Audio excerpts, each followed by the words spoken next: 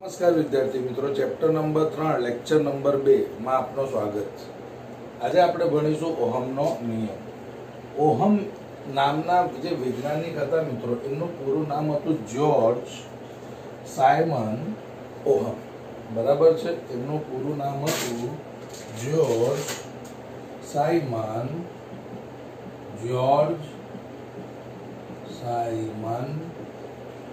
Ohm. બરાબર છે। ઈસવીસન 1800 અને આ કોણ હતા મિત્રો? ગણિત શાસ્ત્રી અને ભૌતિક શાસ્ત્રી બંને હતા। ગણિત શાસ્ત્રી અને ભૌતિક શાસ્ત્રી બંને હતા। ઓકે, હવે આપણે ઈસવીસન 1828 માં ઓહમનો નિયમ આપ્યો। બરાબર છે, 1828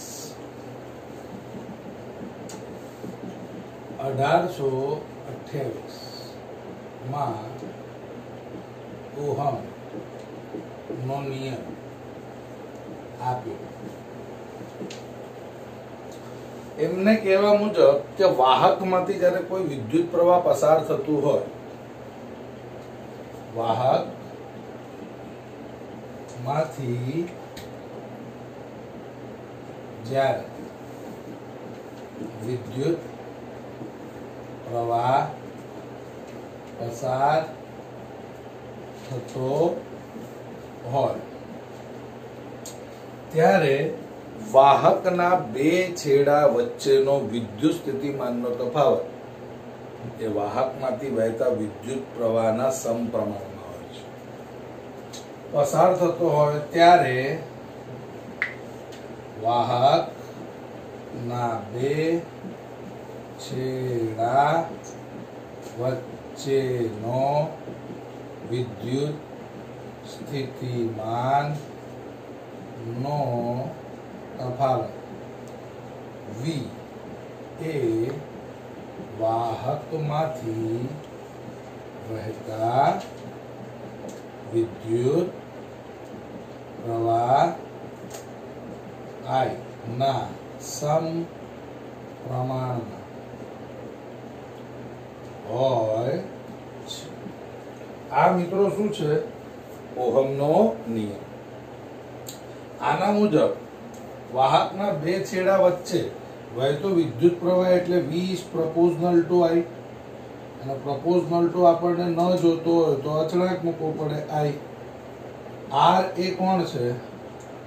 અવરોધ, જેને ઇંગ્લિશમાં રેઝિસ્ટન્સ કહેવામાં આવે, એટલે એનો પહેલો અક્ષર R છે, અને જે કોણ છે?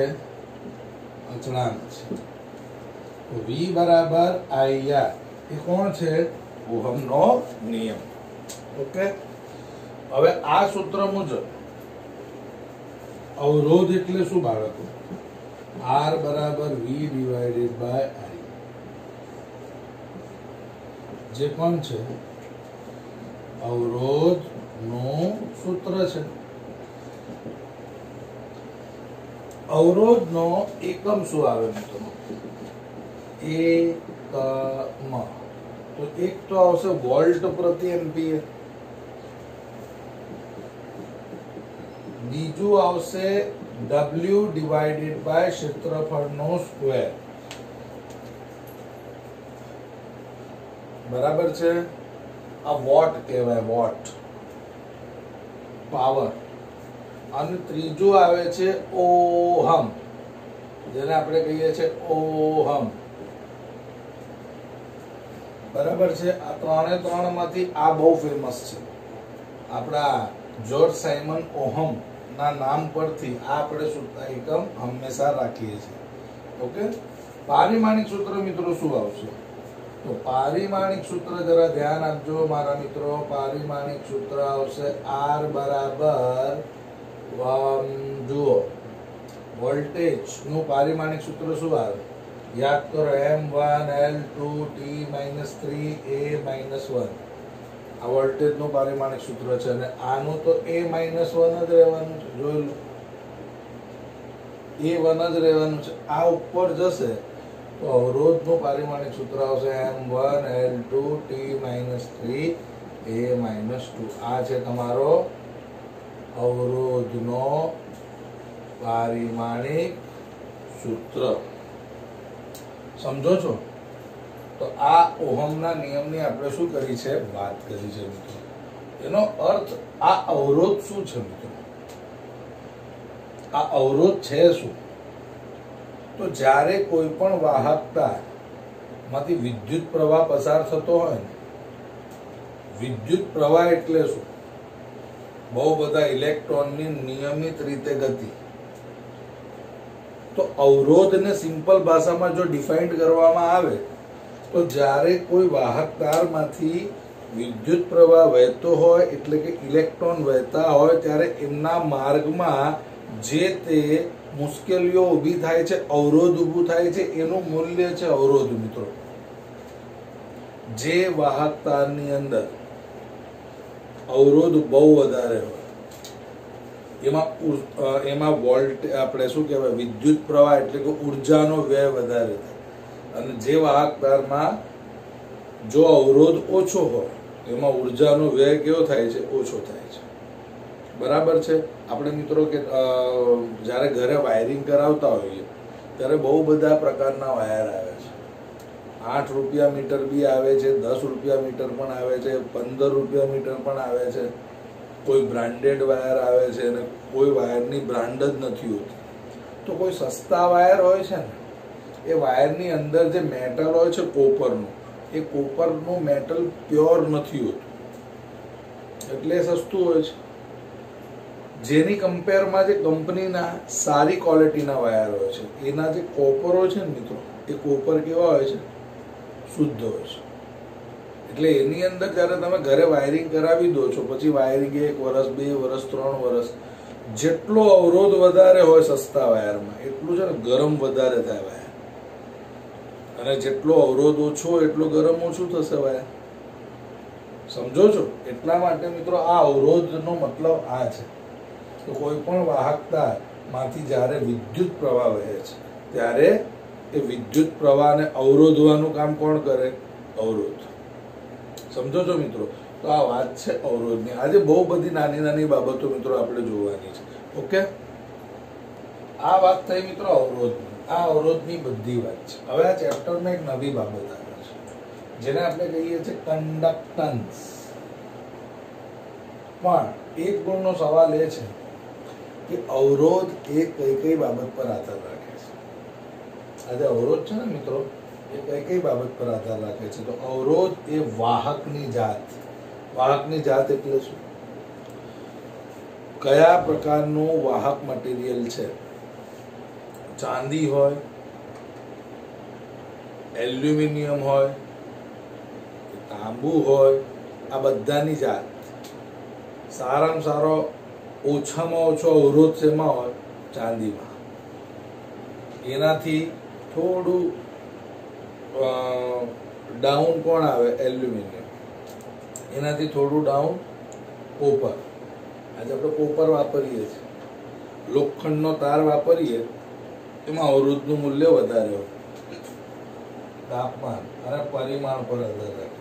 તાપમાનનો મતલબ ટેમ્પરેચર અને પરિમાણનો મતલબ એનું કદ. જેટલો જાડો તાર એટલો અવરોધ વધુ. તાપમાન ઊંચું, અવરોધ વધે. પછી પદાર્થની જાત.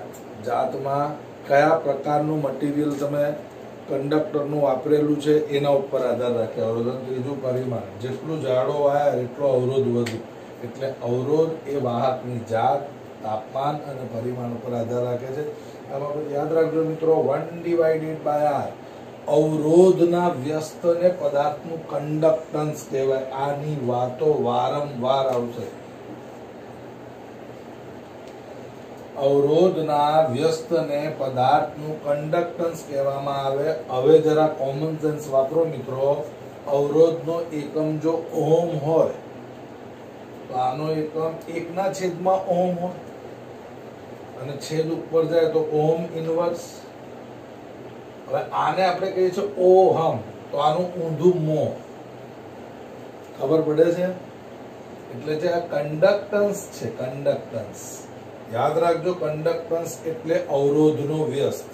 જે જગ્યાએ આવશે એ જગ્યાએ તમને યાદ અપાવીશ કે મિત્રો બીજા લેક્ચરમાં આપણે કંડક્ટન્સની વાત કરીએ. કંડક્ટન્સનો એકમ ઓહમ ઇનવર્સ છે અથવા મો છે, અથવા એનો સિમ્બોલ આવો આવે જો ઊંધો. ખ્યાલ આવે છે? અને ઓકે, ઓહમનો નિયમ કુદરતનો મૂળભૂત નિયમ નથી મિત્રો. મૂળભૂત નિયમ એટલે શું? મૂળભૂત નિયમ એટલે કુદરતના બધી જ કોઈ પણ જગ્યા પર એને લાગુ પાડી શકાય. જેમ કે ઉર્જા સંરક્ષણનો નિયમ છે.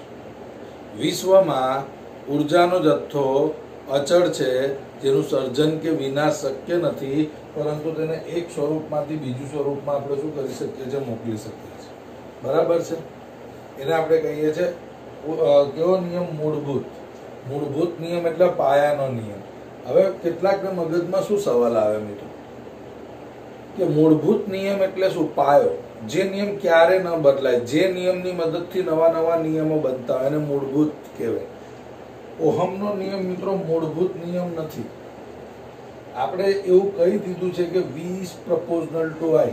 આપણે ઓહમનો નિયમ આપણને શું સમજાવે છે કે કોઈ પણ વાહકમાંથી જો વિદ્યુત પ્રવાહ વહેતો હોય તો વાહકના બે છેડા વચ્ચે વિદ્યુત સ્થિતિમાનનો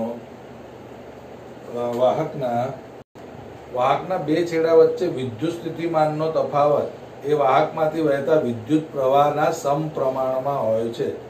અને આ પ્રયોગમાં રિલેશન કેવો હતો? સુરેખ. જેમ જેમ વોલ્ટેજ વધે તેમ તેમ વિદ્યુત પ્રવાહ વધે. પણ આ નિયમ બધી જ જગ્યા પર લાગુ નથી પડતો મિત્રો. જુઓ, ઓહમનો નિયમ કુદરતનો મૂળભૂત નિયમ નથી મિત્રો. બધી જગ્યાએ લાગુ પડતો હોય, બધી પરિસ્થિતિમાં લાગુ પડતો હોય તો મૂળભૂત છે. ખ્યાલ આવે છે? પરંતુ ઓહમનો નિયમ મૂળભૂત નથી એનો મતલબ બધી જગ્યા પર લાગુ પડતો નથી. બધા જ પદાર્થો ઓહમના નિયમને અનુસરતા નથી, એટલા માટે મિત્રો મૂળભૂત નથી. સમજો છો? બધા જ પદાર્થો ઓહમના નિયમને અનુસરતા નથી. તો સવાલ એ છે કે પહેલા તો કયા કયા પદાર્થ ઓહમના નિયમને અનુસરે છે? બધી જ ધાતુ, બધી જ. કેટલીક અધાતુ, કેટલીક, બહુ બધી અધાતુ છે, કેટલીક અધાતુ અને કેટલાક વિદ્યુત રચના ઓહમના નિયમને અનુસરે છે. જો આનો મતલબ શું થયો? આનો મતલબ થયો બધી જ ધાતુ, કેટલીક અધાતુ, એટલે જેટલી બી અધાતુ છે એમાંથી ઘણી બધી અધાતુ ઓહમના નિયમને અનુસરતી નથી. ઘણી બધી અધાતુઓ ઓહમના નિયમને અનુસરે છે. કેટલાક વિદ્યુત રચના ધરાવતા ઉપકરણો ઓહમના નિયમને અનુસરે છે મિત્રો. એટલે તમે જોઈ શકો છો કે ઓહમનો નિયમ બધી જ પ્રકારની ધાતુને લાગુ પડે છે, કેટલીક અધાતુને લાગુ પડે છે અને બધા જ કેટલાક વિદ્યુત રચનાને પણ લાગુ પડે છે. જે ધાતુ, અધાતુ કે વિદ્યુત રચના ઓહમના નિયમને અનુસરતા હોય ને એને આપણે એવી રચનાઓને આપણે કહીએ છીએ ઓહમિક રચના. હવે તમને મિત્રો સવાલ આવશે કે સર ખબર કઈ રીતે પડે ઓહમિક રચના છે? તો આપણે મિત્રો જ્યારે તમે નાના ધોરણમાં હતા ત્યારે તમે ઓહમના નિયમની અંદર એક આપણે કોઠો દોરતા હતા, યાદ કરો. કોઠામાં આપણે કે આવું દોરતા હતા.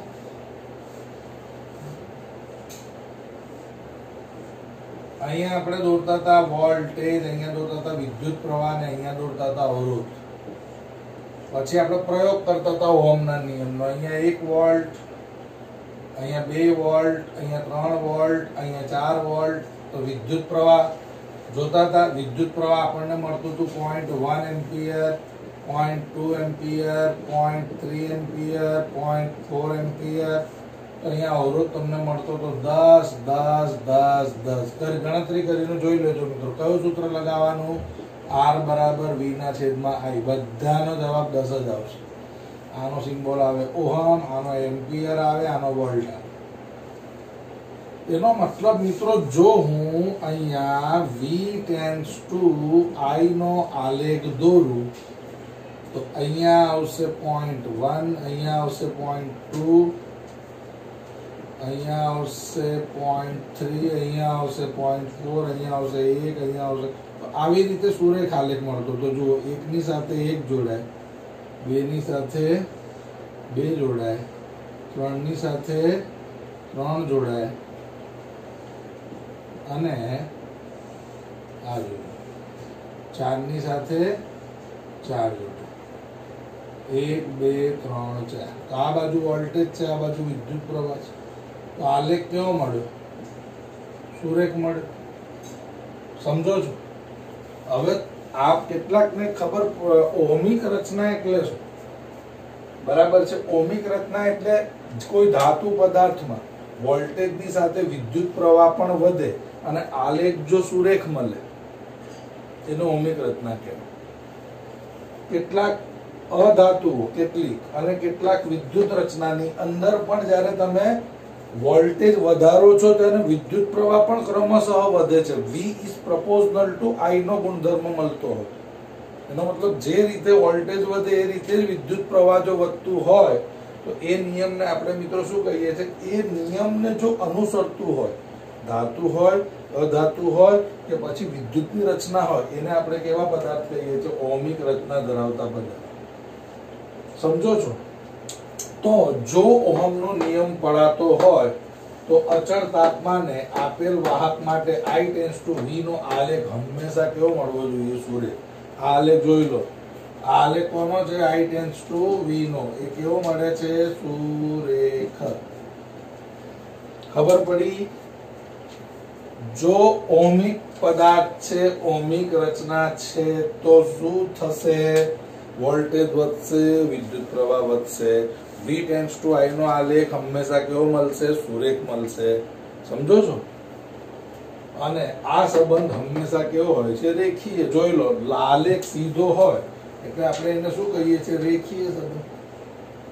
સમજો છો? તો આ ઓહમના નિયમની વાત છે. આ બધી ઓહમના નિયમની વાત છે જે આપણે કરી. એની અંદર આ એક બાબતને તમારે ખાસ ધ્યાન રાખવાનું છે બાળકો. આ અવરોધના વ્યસ્ત અને કંડક્ટન્સ કહેવાય. ઓકે? અને કંડક્ટન્સ નો એકમ છે ઓહમ ઇન્વર્સ અથવા મો. નો સિમ્બોલ આવો આવશે. ઓકે? તો ઓહમનો નિયમ મિત્રો ખ્યાલ આવે છે?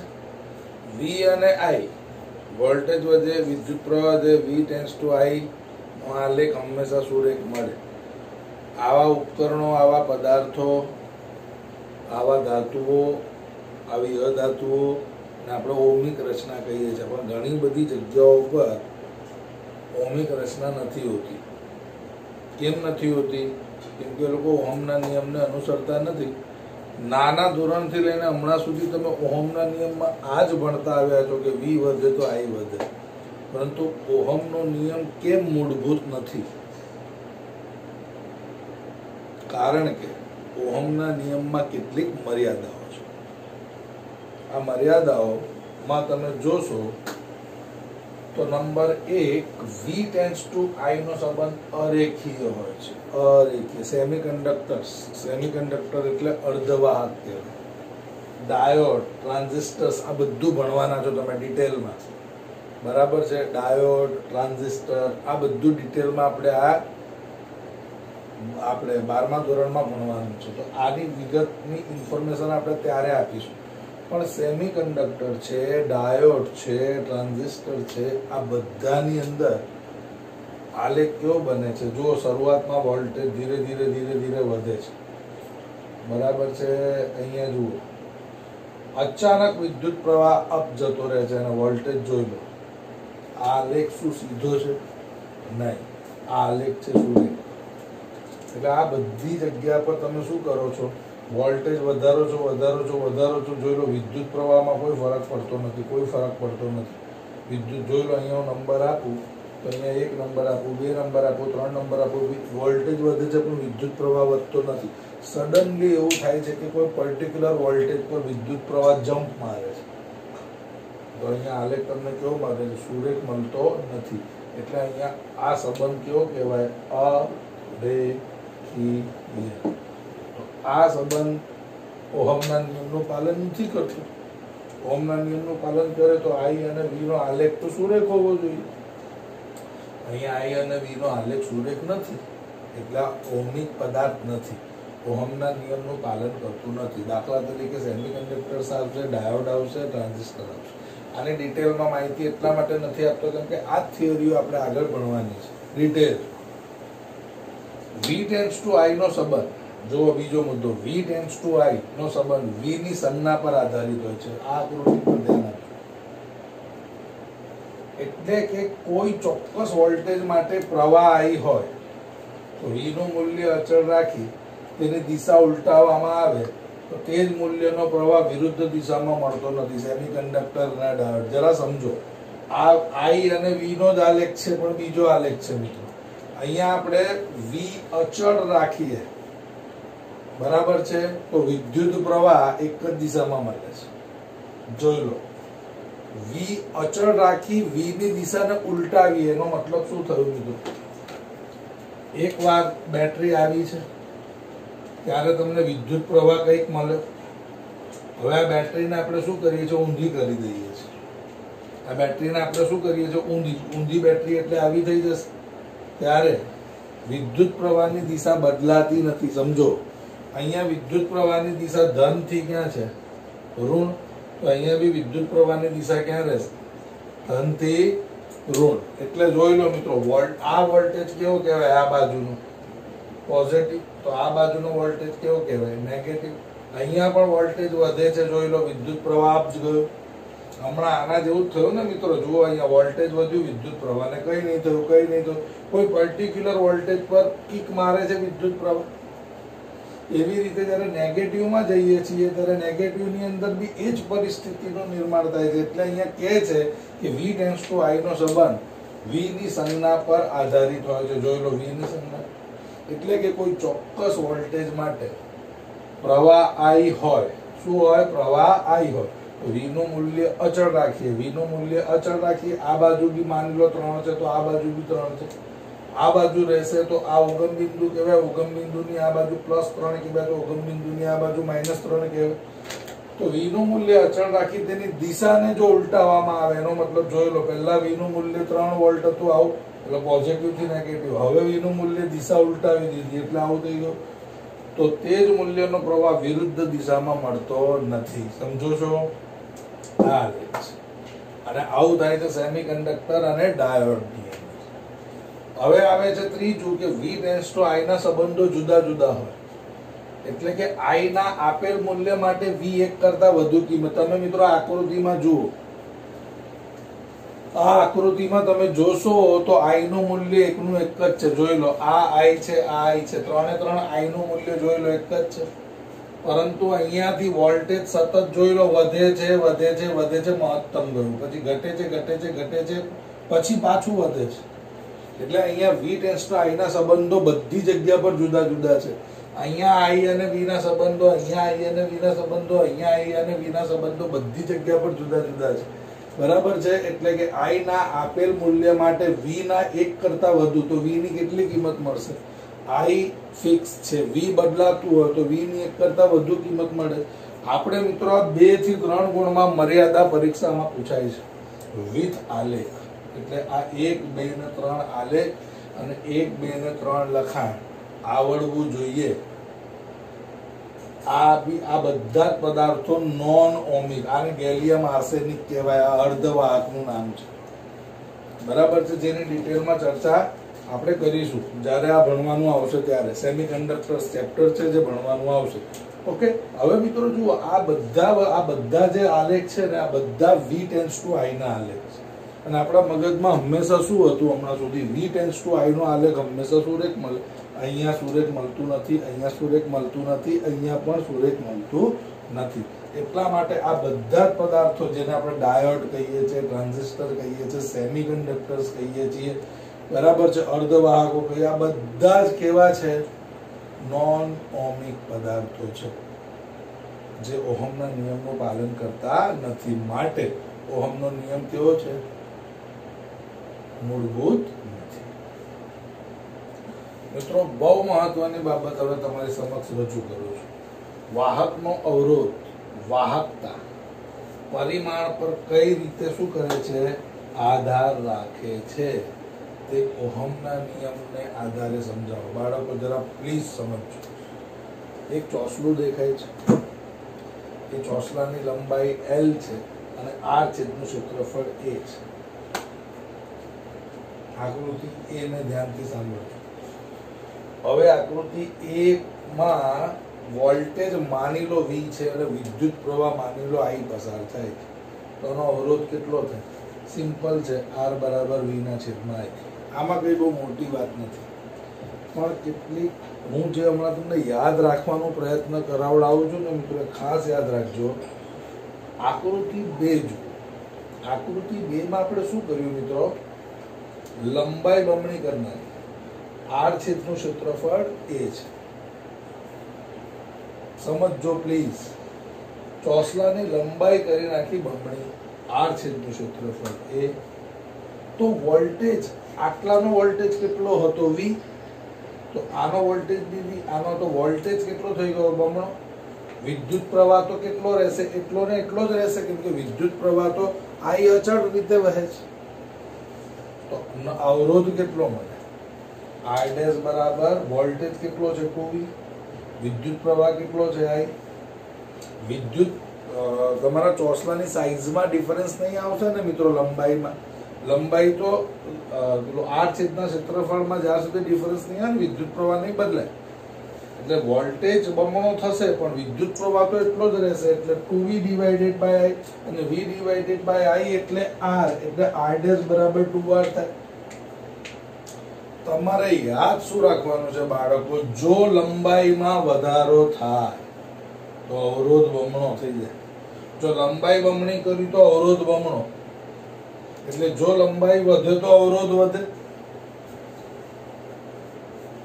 R એ L ના સમપ્રમાણમાં, એનો મતલબ કહેવાય. એટલે R is proportional to L. જો હું લંબાઈ 4 ગણી કરીશ તો અવરોધ 4 ગણો થઈ જશે. ખાસ યાદ રાખજો મિત્રો, જેમ આપણે કોઈ પણ વાહકની લંબાઈ વધારીએ છીએ તેમ અવરોધ વધે છે.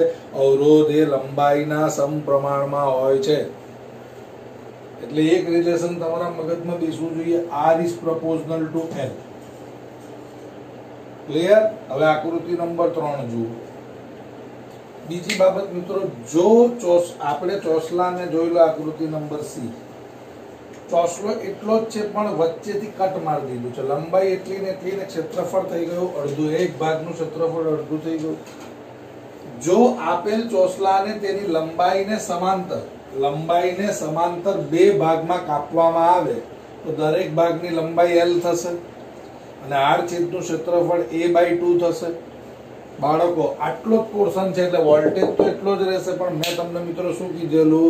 જો R છેદનું ક્ષેત્રફળ અડધું થાય તો વિદ્યુત પ્રવાહ બી અડધું થઈ જાય. આ મિત્રો યાદ રાખવાની છે 2-3 બાબત. તો વોલ્ટેજ V છે તો વિદ્યુત પ્રવાહ થઈ ગયું અડધું. એટલે R' બરાબર વોલ્ટેજની જગ્યા પર V આવશે અને વિદ્યુત પ્રવાહ આવશે I/2. બે ઉપર જતા રહે તો 2 બરાબર V/I, તો R' is equal to 2R. અહીંયા શું મિત્રો આવ્યું? જોઈ લો મિત્રો, જો ક્ષેત્રફળ અડધું થાય તો પણ અવરોધ વધે. ક્ષેત્રફળ અડધું થાય તો પણ અવરોધ વધે. સમજો છો? તો R છેદનું ક્ષેત્રફળ અડધું કરવામાં આવે તો અવરોધ બમણો થાય. તો અવરોધ R એ R છેદના ક્ષેત્રફળના વ્યસ્ત પ્રમાણમાં છે. તમને બે બાબત મગજમાં બેસાડી લેજો બાળકો. જો લંબાઈ વધે તો વોલ્ટેજ બમણો થાય, વિદ્યુત પ્રવાહ એટલું જ રહે. R છેદનું ક્ષેત્રફળ એટલું ને એટલું જ હોય. જો R છેદનું ક્ષેત્રફળ અડધું થાય તો વોલ્ટેજ એટલું જ લે, વિદ્યુત પ્રવાહ અડધો થઈ જાય. આ બે બાબત ધ્યાનમાં રાખવાનું. શું યાદ રાખશો બોલો? L વધે તો V વધે, A અચળ હોય તો I અચળ. હવે જો A ઘટે તો I ઘટે. સમજો છો? અને L અચળ તો V અચળ. યાદ રાખવા જેવી બાબત છે. બીજું શું બોલ્યા?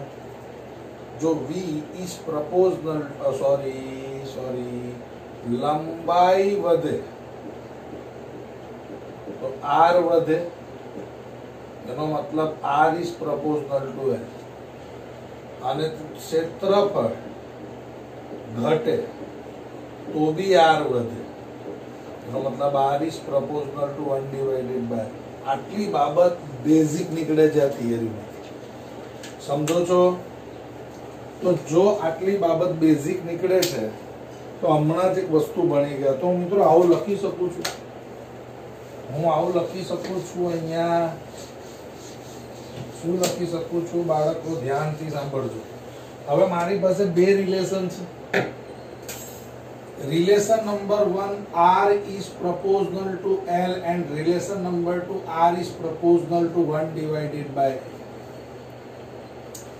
આ જો proportional to નો રિલેશન છે તો R is proportional to L by A આવું થાય. જોજો હમણાં મજા આવશે.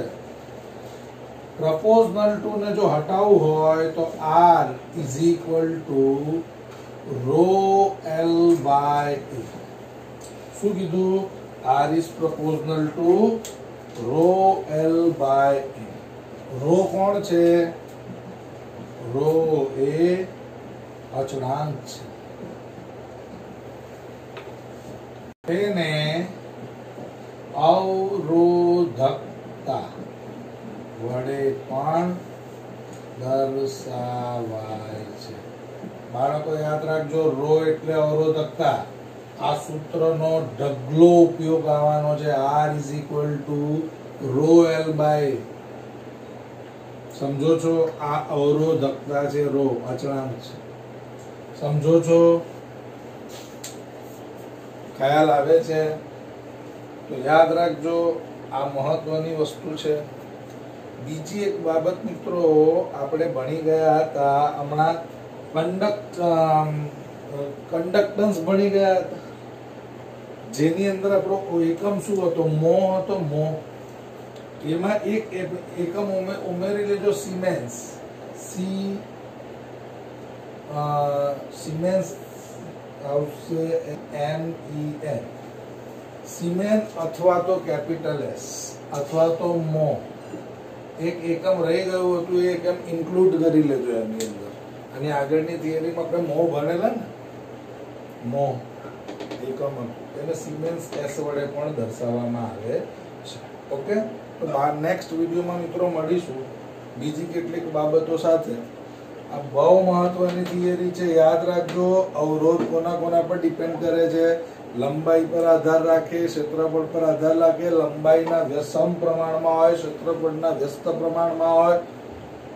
સમજો છો? અને આ છે અવરોધકતાની બહુ જરૂર પડવાની છે મિત્રો. અને મગજમાં બેસી જો. અને જો કોઈ ટોપિકમાં સમજણ ન પડે તો ઓનલાઈન લેક્ચર આપણા ચાલુ થઈ ગયા છે. ઓનલાઈન લેક્ચરમાં બધા વિદ્યાર્થી મિત્રો પ્રોપરલી જે થિયરીમાં ખબર નહીં પડે એ બોલે. ઓકે મિત્રો, તમે તૈયારી પરફેક્ટ રાખજો, ચેપ્ટર જલ્દી પૂરું થશે. ઓકે મિત્રો, મળીશું નેક્સ્ટ લેક્ચરમાં.